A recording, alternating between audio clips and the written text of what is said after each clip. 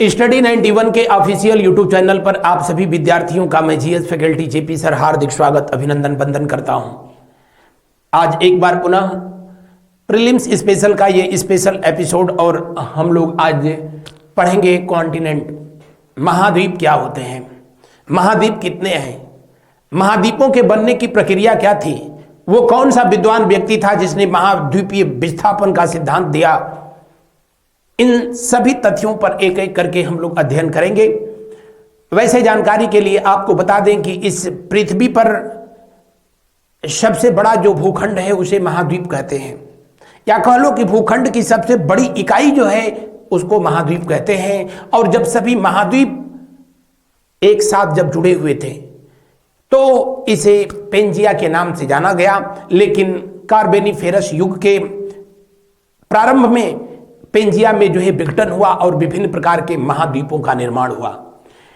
आप अगर पहली बार इस सेशन को देख रहे हैं तो आपको जानकारी के लिए बता दें कि ये 18th यानी 18वीं क्लास है। इससे पहले 17 क्लास ज्योग्राफी की ऑलरेडी जो है इस पर अपलोड किया जा चुका है। उन क्लास का भी आप जो है अवलोकन करें अपनी परीक्षाओं में बेहतर प्रदर्शन के लिए।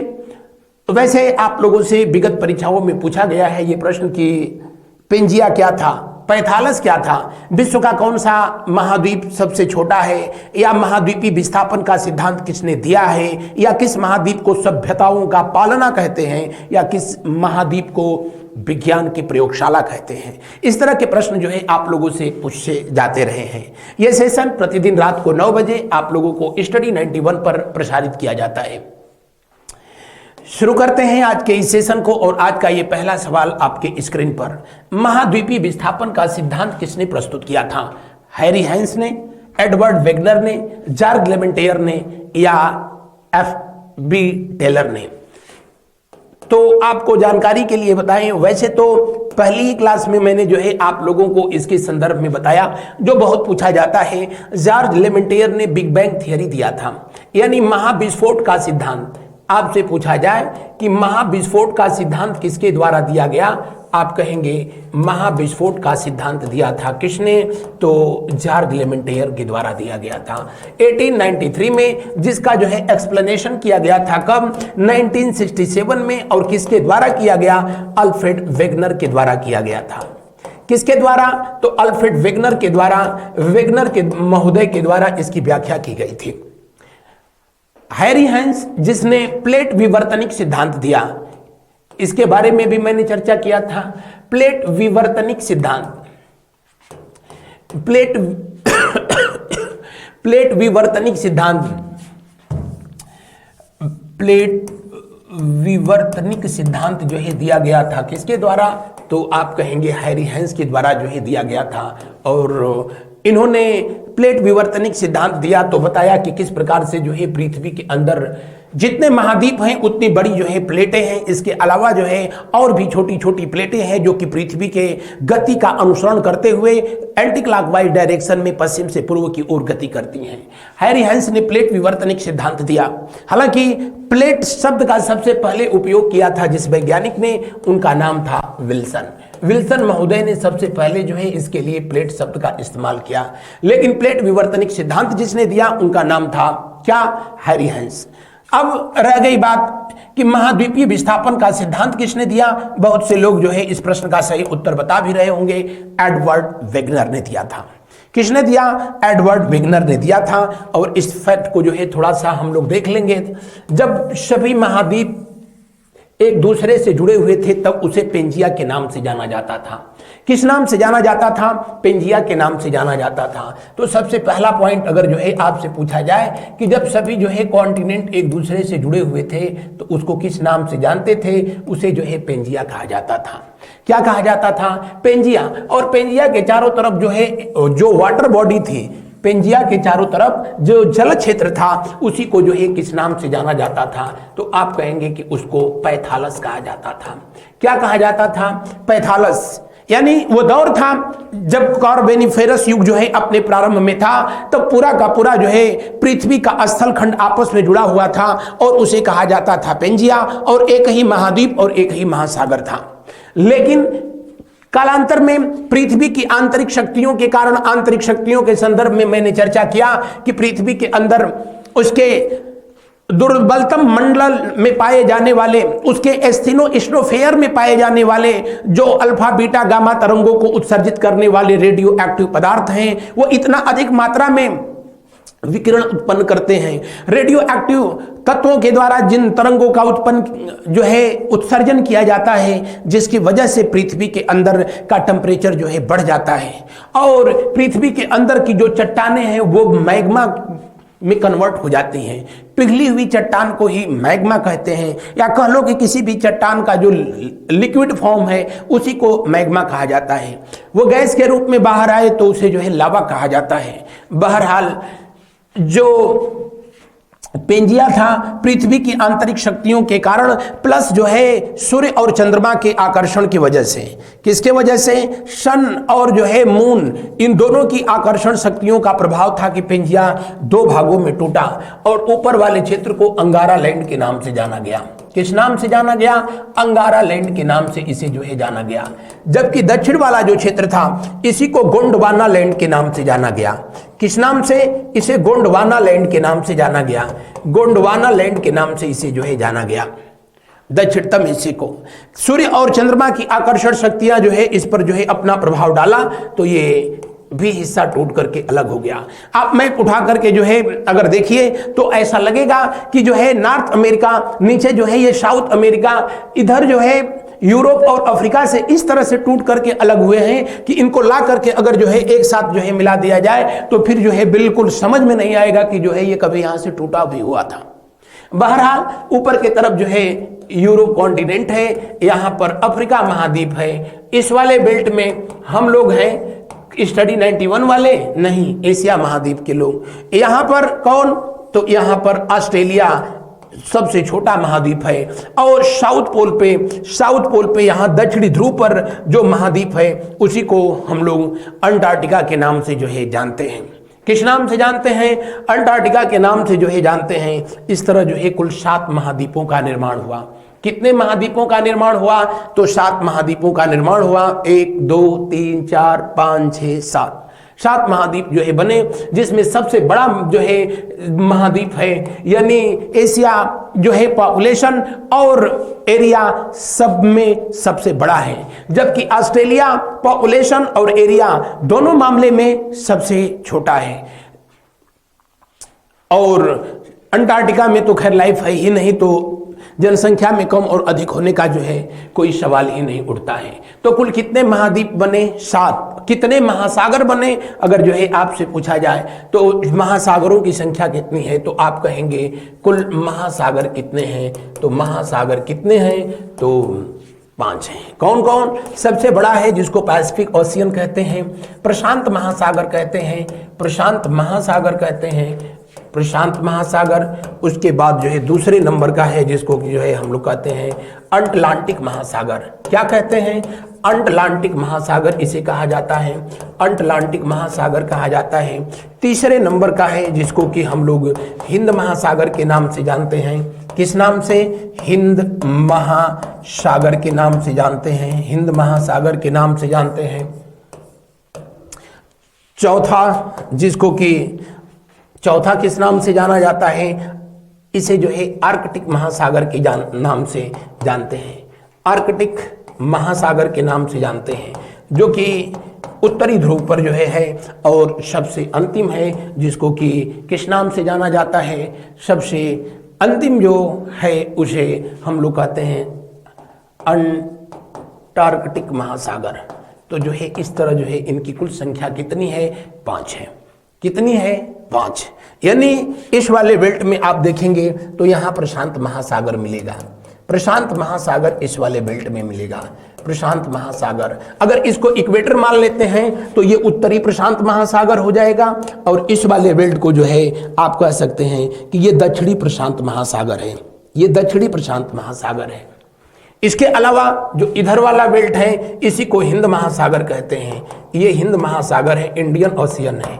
और इस वाले बेल्ट को हम लोग कहते हैं क्या? अंध महासागर या अटलांटिक महासागर के नाम से जाना जाता है। किस नाम से? अटलांटिक महासागर के नाम से। ऊपर वाले बेल्ट पर जो है होगा आर्कटिक महासागर, बिल्कुल उत्तरी ध्रुव पर, और नीचे जो है अंटार्कटिक महासागर। तो इस तरह 7 महाद्वीप और जो है कितने महासागर? 5 महासागर हैं। आप कह सकते हैं कि पृथ्वी पर, मैंने पहले ही बताया कि स्थल खंड की सबसे बड़ी इकाई को जो है कहा जाता है महाद्वीप, और जलमंडल की सबसे बड़ी इकाई को महासागर कहा जाता है। तो दिए हुए प्रश्न के अनुसार, दिए हुए प्रश्नानुसार जो है पूछ रहा था, महाद्वीपीय विस्थापन का सिद्धांत किसने प्रस्तुत किया? एडवर्ड वेगनर के द्वारा जो है दिया गया था, या अल्फ्रेड एडवर्ड वेगनर इनका पूरा नाम था। बढ़ते हैं अगले प्रश्न की ओर। सभी महाद्वीप जब आपस में जुड़े हुए थे तो किस नाम से जाना जाता था? इसीलिए पहले प्रश्न की व्याख्या में थोड़ा सा मैंने टाइम ले लिया, ताकि आगे बार बार आपको बताना नहीं पड़ेगा। जब सभी महाद्वीप आपस में जुड़े हुए थे तो इसे पेंजिया के नाम से जाना गया। पेंजिया की टूटने की प्रक्रिया कब शुरू हुई थी? कार्बोनिफेरस युग में जो है शुरू हुई। कब? कार्बोनिफेरस के युग में जो है इसके टूटने की प्रक्रिया जो है शुरू हुई थी। कार्बोनिफेरस युग में प्लेट शब्द का जो है सबसे पहले प्लेट शब्द जो है विल्सन के द्वारा जो है दिया गया था, लेकिन प्लेट विवर्तनिक की थियरी हैरी हैंस ने दिया था। पैथालस, जिसके बारे में अभी मैंने चर्चा किया था, जब एक ही महासागर था तो उसे जो है पैथालस के नाम से जाना जाता था। अगला प्रश्न, किस महाद्वीप को विज्ञान का महाद्वीप कहा जाता है? विज्ञान का महाद्वीप का मतलब है कि वो कौन सा महाद्वीप है जिसका जो है प्रयोग सिर्फ वैज्ञानिक अनुसंधानों के लिए किया जाता है, वैज्ञानिक प्रयोग के लिए किया जाता है, यानी वहां पर मानवीय जीवन नहीं है और मनुष्य वहां नहीं है, इसीलिए वहां प्रदूषण नहीं है। वरना मनुष्य जहां रहे और वहां प्रदूषण न हो ही नहीं सकता है। मनुष्य विचित्र प्राणी है। बहरहाल, किस महाद्वीप को विज्ञान का महाद्वीप कहा जाता है? किस महाद्वीप को श्वेत महाद्वीप कहा जाता है? क्योंकि वो पूरी तरीके से जो है बर्फ से आच्छादित है। किस महाद्वीप को निर्जन महाद्वीप कहा जाता है? निर्जन महाद्वीप कहा जाता है क्योंकि यहां पर मनुष्य न के बराबर है, निर्जन महाद्वीप कहा जाता है। या किस महाद्वीप को जो है अनियमित आकार वाला महाद्वीप कहा जाता है, क्योंकि इसका आकार गर्मियों के दिनों में छोटा होता है और सर्दियों के दिनों में बर्फ अधिक जमती है तो ये बड़ा हो जाता है। तो ये सारे नाम जो है जिसको दिया गया है वो जो है कौन सा है? तो अंटार्कटिक महासागर है, सॉरी अंटार्कटिक महाद्वीप है। और एरिया के मामले में अगर जो है बात किया जाए, एरिया के मामले में तो ये 5वां सबसे बड़ा महाद्वीप है, जिसकी एरिया लगभग जो है 1.5 करोड़ वर्ग किलोमीटर के आसपास है। पूरे पृथ्वी का जितना क्षेत्रफल है, 51 करोड़ वर्ग किलोमीटर पूरी पृथ्वी का क्षेत्रफल है, उसमें ये लगभग 9% जो है पड़ जाता है। बहरहाल, दिए हुए प्रश्न का कौन सा विकल्प सही है? दिए हुए प्रश्न का दूसरा विकल्प 100% जो है सही है। बढ़ते हैं अगले प्रश्न की ओर। अगले प्रश्न को जो है हम लोग देखते हैं। पक्षियों का महाद्वीप किसको कहते हैं? कॉन्टिनेंट ऑफ द बर्ड किसको कहा जाता है? आप लोग भी फटाफट जो है कमेंट करें, पक्षियों का महाद्वीप किसको कहा जाता है? पक्षियों का महाद्वीप उस महाद्वीप को कहा जाता है जहां पर नंबर ऑफ कंट्रीज सबसे कम है, जहां पर देशों की संख्या जो है कम है, वो इंसानों की संख्या कम है, लेकिन पक्षियों की संख्या जो है सबसे अधिक है, क्योंकि जो है वो चारों तरफ से ऑलमोस्ट जो है 2 तरफ से जो है जल से घिरा हुआ क्षेत्र है। अगर जो है ये आपकी थोड़ी देर तक के लिए मानिए कि ये हमारी पृथ्वी है, मानने में क्या चला जाता है, तो ये हमारी पृथ्वी है, ये अपना जो है नॉर्थ अमेरिका कॉन्टिनेंट है, ये साउथ अमेरिका है, इसके बीच वाला हिस्सा में अटलांटिक ओशियन यानी अटलांटिक महासागर स्थित है। इधर जो है पैसिफिक ओशियन, इधर भी पैसिफिक ओशियन यानी प्रशांत महासागर दोनों तरफ जो है स्थित है। और ऐसे कंडीशन में इधर भी जल, दुनिया की सबसे चौड़ी नदी इसी महाद्वीप से होकर के बहती है, जिसको कि अमेज़न के नाम से जो है जाना जाता है। दुनिया का सबसे बड़ा जो है वन, जिसको कि अमेज़न के वन कहा जाता है, जिसको कि लंग्स ऑफ द अर्थ, पृथ्वी का फेफड़ा कहा जाता है। ये सब के सब जो है कहाँ पाए जाते हैं? ये साउथ अमेरिका कॉन्टिनेंट में, दक्षिण अमेरिका महाद्वीप में पाए जाते हैं, जो पशु पक्षियों के लिए जो है अति, यूं कह लें कि उनके जीवन के लिए बहुत ही सुलभ क्षेत्र है। और यहाँ पक्षियों की सबसे अधिक संख्या, सबसे अधिक प्रजातियां पाई जाती हैं, इसलिए इसे पक्षियों का महाद्वीप कहा जाता है। किसको? दक्षिण अमेरिका को कहा जाता है। पक्षियों का महाद्वीप जो है किसको कहा जाता है? दक्षिण अमेरिका को जो है कहा जाता है। अंटार्कटिका जिसके बारे में मैंने बताया था कि इसको जो है विज्ञान की प्रयोगशाला कहा जाता है, इसको श्वेत महाद्वीप कहा जाता है, जबकि यूरोप को प्रायद्वीपीय महाद्वीप कहा जाता है। क्या कहा जाता है? प्रायद्वीपीय महाद्वीप कहा जाता है, क्योंकि ये तीन तरफ से जो है जल से घिरा हुआ है, तीन तरफ से जो है जल से घिरा हुआ है। उत्तरी अमेरिका वो देश है जहां पर कोई स्थलबद्ध देश नहीं है, कोई लैंडलॉक कंट्री नहीं है, या कह लो कि स्थलबद्ध विहीन महाद्वीप किसको कहते हैं? तो दो ही बस हैं उस कैटेगरी में, एक ऑस्ट्रेलिया और दूसरा कौन सा? उत्तरी अमेरिका, जहां पर ऐसा कोई भी देश नहीं है जो लैंडलॉक है। लैंडलॉक उस देश को कहा जाता है भू आबद्ध देश, जिसकी सीमाएं जो है समुद्र से नहीं लगती हैं। दिए हुए प्रश्न का दूसरा विकल्प जो है सही है। आगे देखते हैं हम लोग। महाद्वीपों का अंगारा लैंड और गोंडवाना लैंड में विभाजन किस युग में प्रारंभ हुआ था? अभी मैंने बताया था कि महाद्वीपों के टूटने की जो है ये प्रक्रिया, या कह लो कि जो ये पेंजिया थे, पेंजिया के टूटने की प्रक्रिया जो शुरू हो गई थी कब? तो कार्बोनिफेरस युग में हुआ था। कार्बोनिफेरस युग में ये टूट करके जो है एक बना कौन सा? अंगारा लैंड, और दूसरा टूट करके बना कौन सा? गोंडवाना लैंड। कौन सा? गोंडवाना लैंड। गोंडवाना लैंड। हम लोगों का भारतवर्ष जो है आधा हिंदुस्तान जो दक्षिण भारत का है वो गोंडवाना का हिस्सा है, आधा अंगारा लैंड का हिस्सा है। क्षमा चाहूंगा, ये पूछ रहा है कि अंगारा लैंड और गोंडवाना लैंड के रूप में विभाजन किस युग में हुआ था? तब सही है, कार्बोनिफेरस युग में। लेकिन पूछे कि अंगारा लैंड और गोंडवाना लैंड विभिन्न महाद्वीपों में टूट गए कब? तो उस सवाल का जवाब होगा जुरासिक। लेकिन ये पूछ रहा है कि पेंजिया किस युग में जो है टूट गया? पेंजिया कार्बोनिफेरस युग में जो है टूटा, और पैथालस जो इसके चारों तरफ ये समुद्र था वो अंदर की तरफ एंट्री कर लिया। अगला, प्यासी भूमि का महादेश किसको कहते हैं? महादेश से मतलब भी यहाँ क्या है? महाद्वीप है।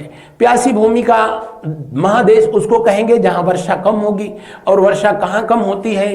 तो जहां मरुस्थल सबसे अधिक होंगे। और दुनिया में देश है जिसका नाम है क्या? एकमात्र ऐसा देश है जिसका नाम जो है किसी महाद्वीप के नाम पर है, या इसको जो है महाद्वीपीय देश कहा जाता है। और ऑस्ट्रेलिया को बिना ज्वालामुखी का महाद्वीप कहा जाता है। ऑस्ट्रेलिया को प्यासी भूमि का जो है देश कहा जाता है। ऑस्ट्रेलिया को कंगारुओं का देश कहा जाता है। ऑस्ट्रेलिया वो देश जहां पर भेड़ों की संख्या इंसानों की संख्या से अधिक है। बहरहाल दिए हुए प्रश्न का कौन सा विकल्प जो है सही होगा?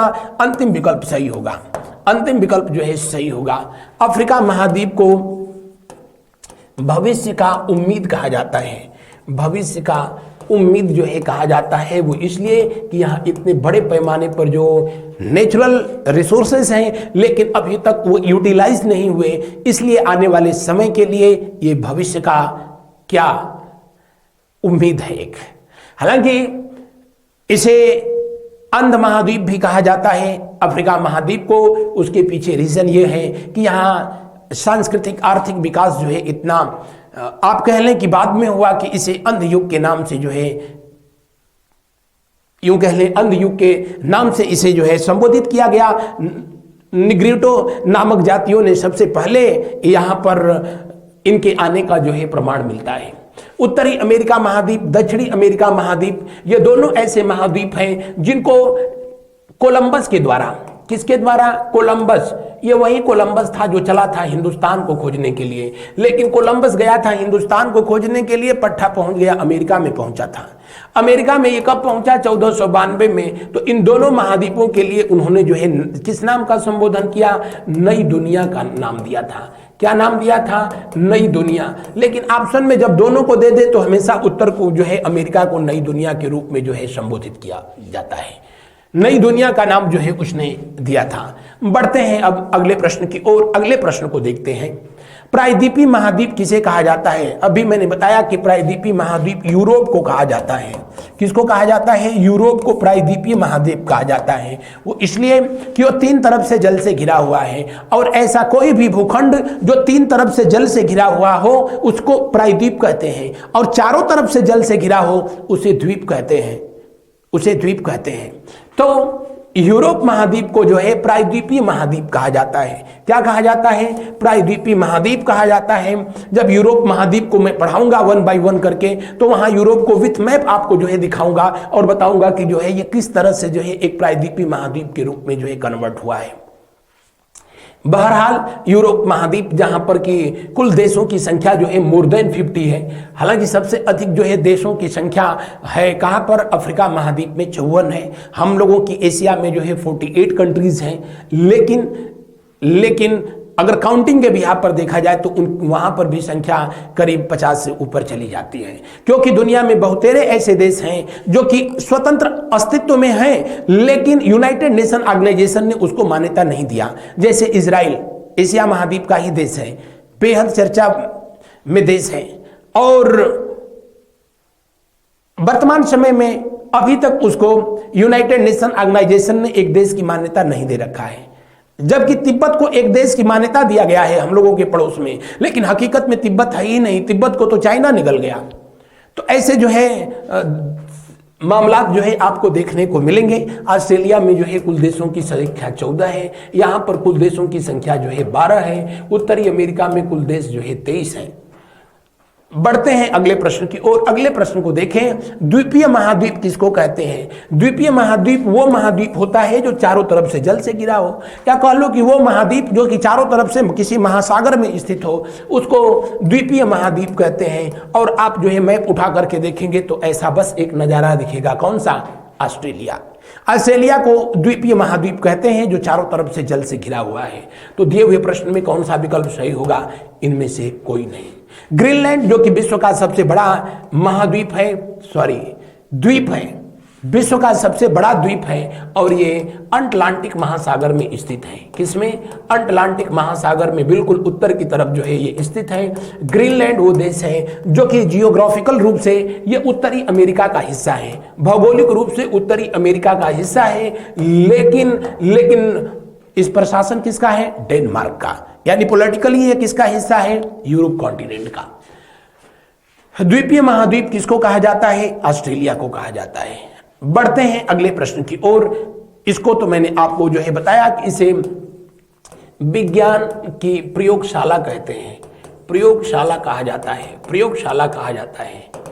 और इसके बारे में सबसे पहले जो है जानकारी दिया था टॉलमी ने। किसने? टॉलमी ने। बढ़ते हैं अगले प्रश्न की ओर। अगले प्रश्न को देखते हैं, पठारी महाद्वीप किसको कहते हैं? एशिया को, अफ्रीका को, उत्तरी अमेरिका को, या दक्षिण अमेरिका को? पठार का मतलब प्लेट्यू, बताने की कोई जरूरत ही नहीं है, मैं बताया ही था।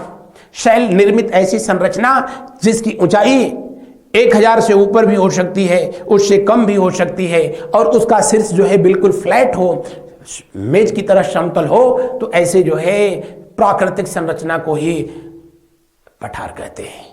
जैसे पामीर के पठार को दुनिया का छत कहा जाता है, रूफ ऑफ द वर्ल्ड कहा जाता है। बहरहाल पठारी महाद्वीप किसको कहेंगे? हम लोग अफ्रीका महाद्वीप को पठारी महाद्वीप के नाम से जानते हैं। प्रायद्वीपीय महाद्वीप किसको कहेंगे? यूरोप को कहेंगे। द्वीपीय महाद्वीप किसको कहेंगे? ऑस्ट्रेलिया को कहेंगे।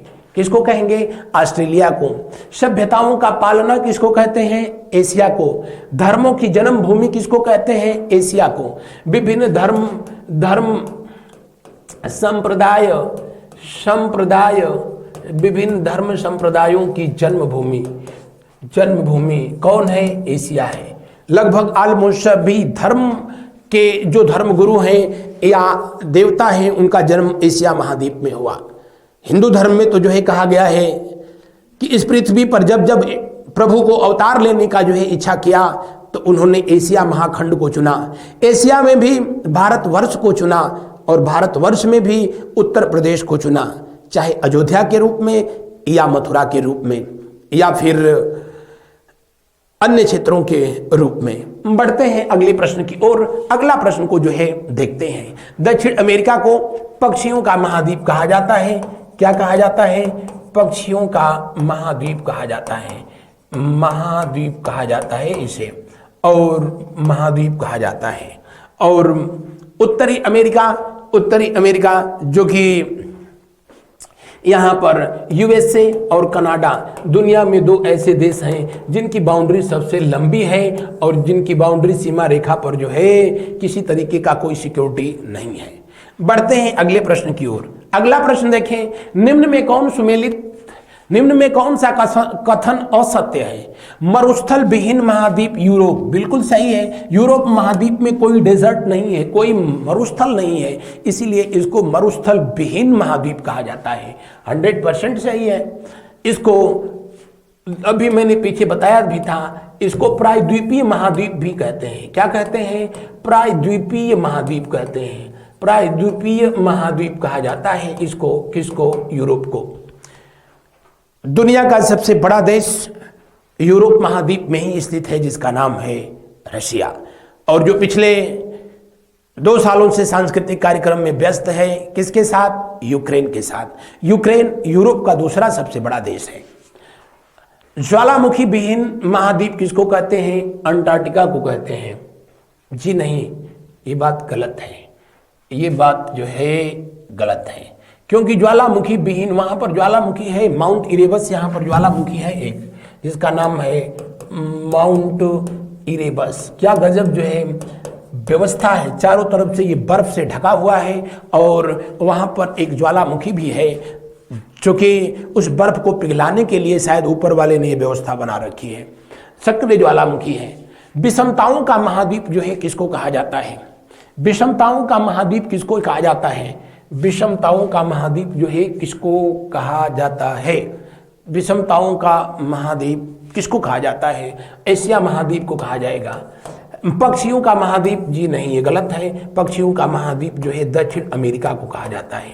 दक्षिण अमेरिका को, ऑस्ट्रेलिया को जो है कहा जाता है क्या? इसे कंगारुओं का महाद्वीप कहा जाता है। इसे प्यासी भूमि का महाद्वीप कहा जाता है। तो दिए हुए प्रश्न का कौन सा विकल्प जो है सही होगा? कह रहा है मरुस्थल विहीन महाद्वीप। कौन सा कथन असत्य है?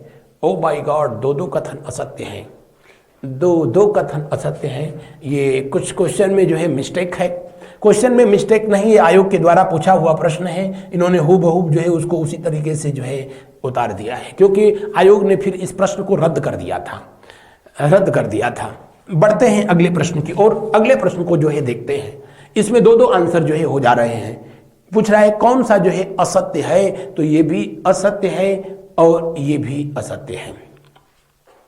बढ़ते हैं अगले प्रश्न की ओर। अगला प्रश्न को देखते हैं। उससे पहले हमारी संस्था के द्वारा आप लोगों की आगामी परीक्षाओं को ध्यान में रखते हुए जो ये टेस्ट सीरीज जारी की गई है, आप www.study91pro.com पर जाकर के इसके प्राप्त कर सकते हैं। अगला प्रश्न कौन सुमेलित नहीं है? इधर महाद्वीपों के नाम दिए गए हैं और इनके उच्चतम बिंदु यानी सबसे ऊंची चोटियों के नाम दिए गए हैं। जैसे यहां कह रहा है अंटार्कटिका, जो कि लाइफलेस कॉन्टिनेंट है, जो जीवन विहीन कॉन्टिनेंट है, और यहां पर भी एक पर्वत है जिसका नाम है विंसन मैसिव, जिसकी ऊंचाई जो है 5140 मीटर है। ऑस्ट्रेलिया महाद्वीप सबसे छोटा महाद्वीप है। जनसंख्या और क्षेत्रफल के आधार पर कोसयुस्को यहां पर पाई जाने वाली सबसे इसकी ऊंची चोटी का नाम है, तो दोनों सही है। यूरोप महाद्वीप की सबसे ऊंची चोटी का नाम एल्ब्रूस है, और एल्ब्रूस वैसे जो है काकेकस की सबसे ऊंची चोटी है। काकेकस पर्वत और यूराल पर्वत, काकेकस और यूराल दोनों एशिया और यूरोप महाद्वीप के बिल्कुल बॉर्डर पे स्थित हैं, और एशिया और यूरोप को सेपरेट करने का काम करते हैं, बांटने का काम करते हैं। उसी की सबसे ऊंची चोटी का नाम किसका? काकेकस की सबसे ऊंची चोटी का नाम एल्ब्रूस है। दक्षिण अमेरिका की सबसे ऊंची चोटी है ओजल डेल सलाडो, जो दो देशों की जो है बिल्कुल सीमा पर स्थित है। एक जो है चिली पनीर नहीं, सिर्फ चिली, और दूसरा जो है अर्जेंटीना। चिली और अर्जेंटीना के बॉर्डर पे स्थित है ओजस डेल सलाडो, जिसकी हाइट जो है लगभग 7000 मीटर है, जबकि एल्ब्रूस की जो है ऊंचाई 5642 मीटर, कोसियुस्को जो है 2228 मीटर। अमेरिका, यहां पर एक शब्द मिसिंग है, उत्तरी अमेरिका। उत्तरी अमेरिका की सबसे ऊंचा बिंदु है ना, ये बात गलत दिया है। ये कौन सुमेलित नहीं है, यही सुमेलित नहीं है, क्योंकि आपसे पूछ रहा है कि कौन सा आंसर, कौन सा सुमेलित नहीं है, तो पहला विकल्प सुमेलित नहीं है, क्योंकि एकांकागुआ जो है, एकांकागुआ उत्तरी अमेरिका में नहीं है, एकांकागुआ जो है दक्षिण अमेरिका में है। कहां पर? दक्षिणी अमेरिका में है, दक्षिणी अमेरिका में है। और पढ़ाया आपको तो बताया कि अगर जो है ये पृथ्वी है तो यहीं पर जो है एंडीज पर्वत होता है। एंडीज पर्वत जो कि पूरी उत्तरी अमेरिका के पश्चिमी हिस्से में, उत्तरी अमेरिका के पश्चिम दक्षिणी हिस्से में जो है प्रशांत महासागर के तट पर स्थित है, और इसी की सबसे ऊंची चोटी का नाम है क्या? एकांकागुआ। एकांकागुआ है। उत्तरी अमेरिका की सबसे ऊंची चोटी का नाम जो है माउंट मैकिनले है, और उत्तरी अमेरिका के सबसे जो है इस वाले बेल्ट पर, यानी उत्तर पश्चिमी जो है क्षेत्र पर जो पर्वत श्रृंखला है उसका नाम है रॉकी। क्या नाम है? रॉकी। रॉकी की सबसे ऊंची चोटी का नाम है क्या? Mount McKinley. क्या नाम है? Mount McKinley. और इसे माउंट मैकिनले यहाँ की सबसे ऊंची चोटी है। तो दिए हुए प्रश्न में कौन सा विकल्प आंसर होगा? पहला विकल्प आंसर होगा। बढ़ते हैं अगले प्रश्न की ओर। अगला प्रश्न देखें, निम्न में कौन सुमेलित नहीं है? फिर इधर महाद्वीप दे रहा है, इधर इस बार निम्नतम बिंदु दिया है, उस बार उच्चतम बिंदु दिया था यानी हाईएस्ट पिक, अब इस समय लोएस्ट।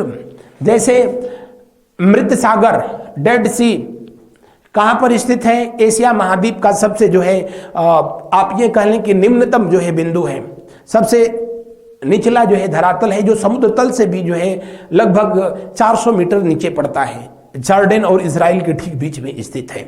बहरहाल यहाँ तो खैर उसका नाम ही नहीं लिया है। अफ्रीका का सबसे निम्नतम बिंदु वहाँ की असल झील है, ये भी सही है। जबकि उत्तरी अमेरिका की डेथ वैली है, दुनिया जानती है डेथ वैली को, 100% सही है। दक्षिण अमेरिका में वेल्डस पेनिनसुला जी, भालो अच्छे, ये भी सही है। ऑस्ट्रेलिया का आयर झील, तो दिए हुए प्रश्न में कौन विकल्प होगा? जी, अंतिम विकल्प जो है आंसर होगा। आगे देखें, निम्न में कौन सा सुमेलित नहीं है?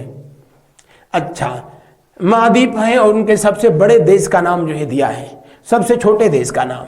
जैसे एशिया का सबसे छोटा देश मालदीव है, जनसंख्या और क्षेत्रफल दोनों के आधार पर सबसे छोटा देश मालदीव है। भारत का पड़ोसी भी देश है जो 8 डिग्री चैनल के द्वारा भारत से जुड़ता है। मालदीव जिसकी राजधानी माले है और इसकी करेंसी का नाम है रुपया। इसकी संसद को कहते हैं क्या? मजलिस। और दुनिया का इकलौता ऐसा देश है जहां की कैबिनेट की जो बैठक हुई वो समुद्र जल में हुई थी।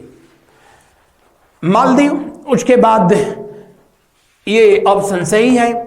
दक्षिण अमेरिका का जो है फॉकलैंड, ये भी सही है, सबसे छोटा देश है। उत्तरी अमेरिका का सेंट पीरे है, 100% सही। कैरेबियाई है ये। अफ्रीका का नौरू, जी नहीं, नौरू ऑस्ट्रेलिया का है। ऑस्ट्रेलिया कॉन्टिनेंट का सबसे छोटे देश का नाम है क्या? नौरू। वैसे दुनिया का सबसे छोटा देश है जिसको बताने की जरूरत नहीं होगी, यूरोप का जो है देश है और वो है वेटिकन सिटी। क्या रहे? Vatican city. वेटिकन सिटी विश्व की सबसे, तो दिए हुए प्रश्न में कौन सा विकल्प सही होगा? पहला विकल्प सही होगा। बढ़ते हैं अगले प्रश्न की ओर। अगला प्रश्न को देखते हैं। महाद्वीप स्थलबद्ध देश, स्थलबद्ध देश या इन्हीं को जो है कहा जाता है भू आबद्ध देश। क्या कहते हैं? भू आबद्ध देश। भू आबद्ध देश कहते हैं। भू आबद्ध देश वो देश होते हैं जो चारों तरफ से ऐसे देश से घिरे हुए हैं। भू आबद्ध देश वो होते हैं जिनकी सीमा समुद्र से नहीं लगती है, ऐसे देश को भू आबद्ध लैंड लॉक कंट्री कहते हैं। कुछ तो देश ऐसे हैं जो डबल लैंड लॉक हैं, यानी उनकी तो सीमा समुद्र से नहीं लगती है, उनके चारों तरफ जो देश हैं उनकी भी सीमा समुद्र से नहीं लगती है। और ऐसे दुनिया में 2 ही देश हैं, एक लिechtenstein है और दूसरा जो है आपका उज्बेकिस्तान है। ये डबल लैंड लॉक कंट्री है।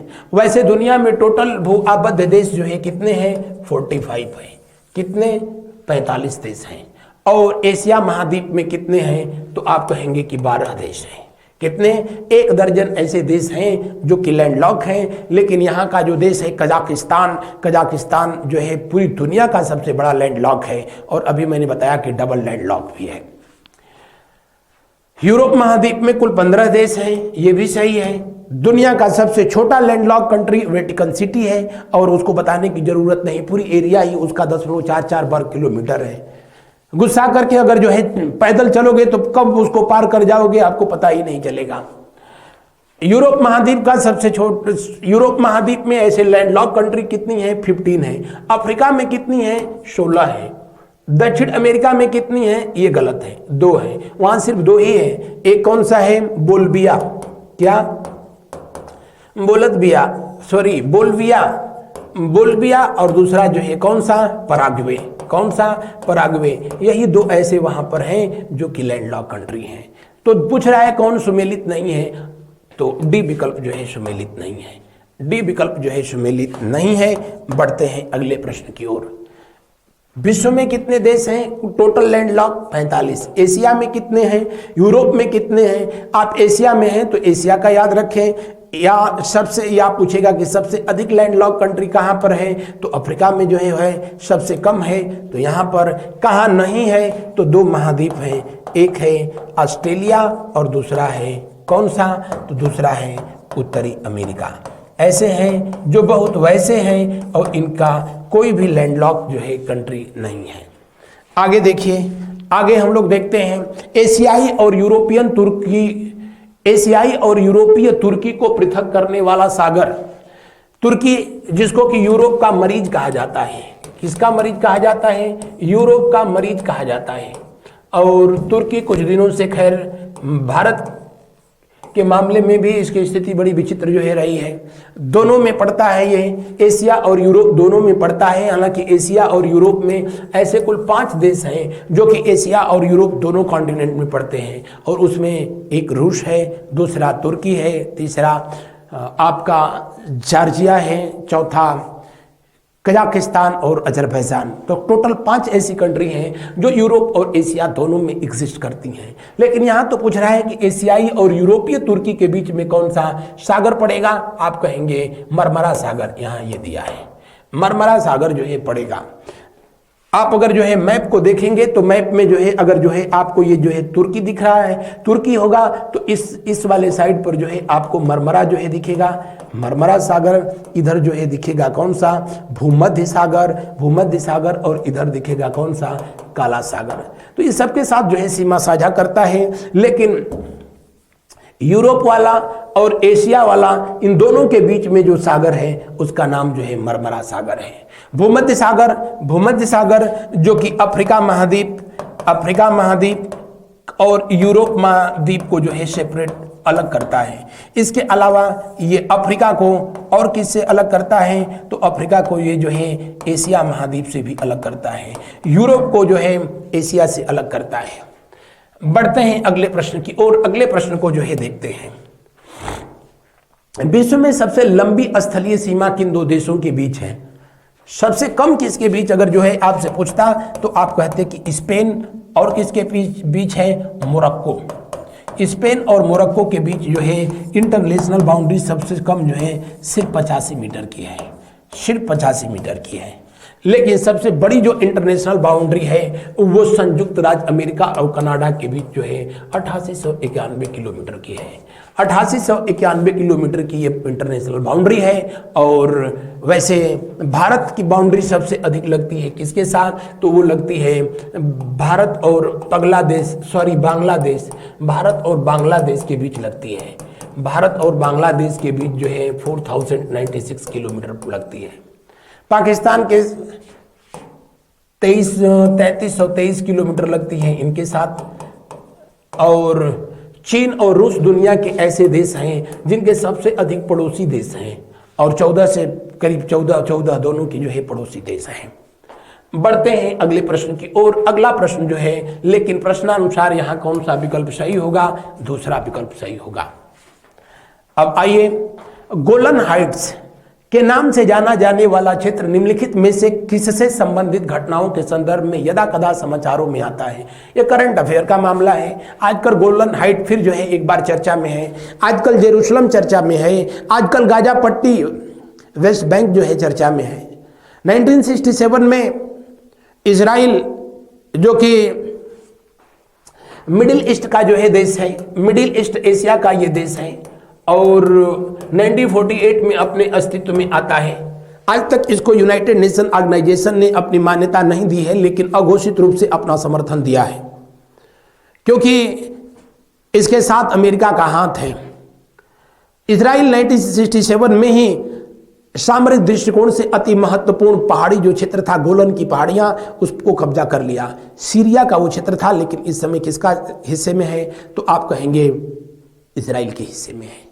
इजराइल की और सीरिया उसको लेकर के जो है दो राउंड की जो है लड़ाइयां हो चुकी हैं, लेकिन हर बार जो है बाजी इजराइल के हाथों ही लगी है। इजराइल जो कि आजकल हमास के साथ जो है युद्ध करने में व्यस्त है। इजराइल के उत्तर में जो है इसका पड़ोसी देश है जिसका नाम है, इसकी सीमा लगती है किससे? तो आप कहेंगे कि सीरिया से लगती है। इसकी सीमा लगती है किससे? जॉर्डन से। जॉर्डन एक नदी का नाम है और जॉर्डन एक देश का भी नाम है। हालांकि जॉर्डन नदी को भी अब इजराइल ने कब्जा कर रखा है। इजराइल और जॉर्डन के बीच इंटरनेशनल बाउंड्री बनाने का काम यही नदी करती है, और दक्षिण में इसके साथ जो है एक देश लगता है जो कि अफ्रीका महाद्वीप का देश है, और वो है कौन सा? इजिप्ट, मिस्र। इसके उत्तर में कौन सा देश लगता है? आप कमेंट करके बताएं। बढ़ते हैं अगले प्रश्न की ओर। निम्नलिखित में से किस महाद्वीप को वादे की भूमि कहा जाता है? वादा तो वादा होता है, निभाया नहीं जाता है, लेकिन दुनिया में वादे की भूमि के नाम से जाना जाता है फिलीपींस के का दक्षिणतम हिस्सा। किसका? फिलीपींस का जो है दक्षिणतम हिस्सा। वही फिलीपींस जिसकी राजधानी मनीला है, वही फिलीपींस जहां पर अंतर्राष्ट्रीय चावल अनुसंधान केंद्र है, वही फिलीपींस जहां पर एशियन डेवलपमेंट बैंक, एशिया विकास बैंक का हेडक्वार्टर है, वही फिलीपींस जहां दुनिया की सबसे गहरी गर्त है जिसका नाम है क्या? मारियाना। लगभग 11,000 मीटर की जो है 11,000 मीटर गहरी है, और वहां का मिंडनाओ जो क्षेत्र है, दक्षिणी फिलीपींस में स्थित मिंडनाओ, जिसे वादे की भूमि के नाम से जाना जाता है। जावा, ये इंडोनेशिया का ये क्षेत्र है, इंडोनेशिया का ये क्षेत्र है। इंडोनेशिया की राजधानी जिसका नाम था जकार्ता, जावा पर ही स्थित थी, लेकिन अब इंडोनेशिया ने अपनी राजधानी जावा से ट्रांसफर कर लिया सुमात्रा द्वीप पर। आप कमेंट करके बताएंगे इंडोनेशिया की नई राजधानी को किस नाम से जाना जाएगा? क्यूबा जो कि कैरेबियाई देश है, चीनी का कटोरा कहा जाता है, और हवाना इसकी जो है कैपिटल है। बढ़ते हैं अगले प्रश्न की ओर। अगला प्रश्न देखें, कराकुम मरुस्थल निम्नलिखित में से किस देश में है? 25 दिसंबर 1991 का वो मनहूस दिन जब दुनिया का सबसे बड़ा देश, हालांकि आज भी दुनिया का सबसे बड़ा देश है, और वो था जो है यूएसएसआर, और संयुक्त सोवियत संघ का विघटन हुआ, और दुनिया में 15 नए देश अपने जो है अस्तित्व में आए थे। उनमें Kazakhstan, Tajikistan, Kyrgyzstan, Turkmenistan, Uzbekistan, ये जो 5 हैं, इन्हीं को जो है मध्य एशिया का देश कहा जाता है। क्या कहा जाता है? मध्य एशिया का देश कहा जाता है। मध्य एशिया का देश कहा जाता है। एशिया महाद्वीप में स्थित है, एशिया महाद्वीप में स्थित है। हालांकि इसमें कजाकिस्तान जो है दोनों में पड़ जाता है। बहरहाल ये कराकुम मरुस्थल जो है तुर्कमेनिस्तान में पड़ता है। किस में पड़ता है? तुर्कमेनिस्तान में पड़ता है। बढ़ते हैं अगले प्रश्न की ओर। अगला प्रश्न देखें, निम्नलिखित देशों पर विचार कीजिए। ये आज के सेशन का अंतिम प्रश्न होगा। विचार कीजिए और विचार करके बताइए कि इनमें से किसकी सीमा अफगानिस्तान से लगती है। अफगानिस्तान भारत का वो पड़ोसी देश जिसके साथ हम लोगों की बाउंड्री सबसे कम लगती है, और वो भी गुलाम कश्मीर के साथ जो है लगती है। लगभग 106 किलोमीटर की लगती है बाउंड्री। सबसे कम किसके साथ? तो अफगानिस्तान के साथ ही लगती है। अफगानिस्तान जिसकी राजधानी काबुल है, काबुल इस समय तालिबानियों की इस पर जो है गवर्नमेंट चल रही है। इसकी करेंसी का नाम है क्या? इसकी करेंसी जो है अफगानिस्तान की करेंसी दिनार है, अफगानी दिनार। अफगानी दिनार जो है यहाँ की करेंसी है। यहाँ के संसद को कहते हैं क्या? इसकी संसद को कहते हैं, इसकी संसद किस नाम से जानी जाती है? शोरा के नाम से जानी जाती है, शोरा के नाम से जानी जाती है इसकी संसद। ये कह रहा है कि पाकिस्तान, अफगानिस्तान, भारत, ये कभी जो है एक देश के रूप में, भारतवर्ष के रूप में जो है जाने जाते थे। और कालांतर में जब महाजनपद काल था तो इसे गांधार के नाम से जाना जाता था। किस नाम से? गांधार के नाम से। खैर 1872 के बाद से ये भारत से अलग हो गया और अब एक अलग देश है। दिए हुए प्रश्न में कौन सा विकल्प जो है सही होगा? कौन जो है इसके साथ सीमा साझा करता है? अजरबैजान तो बिल्कुल नहीं करता है, किर्गिस्तान भी नहीं करेगा, तजाकिस्तान, उज्बेकिस्तान, तुर्कमेनिस्तान, ये तीनों करेंगे। यानी 2 3 4 5, 2 3 4 5, 2 3 4 5, कहीं 3 4 5, ये 3 4 5 ये। तो ये था आज का जो है हम लोगों का सेशन। आप अपने अद्भुत विचार जो है कमेंट करके मुझको जरूर बताइएगा कि ये सेशन आपको कितना अच्छा लग रहा है। इन पुस्तकों को प्राप्त करने के लिए जो है दिए हुए नंबरों पर कॉल करें। आज बस इतना ही। Thank you so much. Good night to all of you. शुभ रात्रि, शुभ रात्रि, शुभ रात्रि।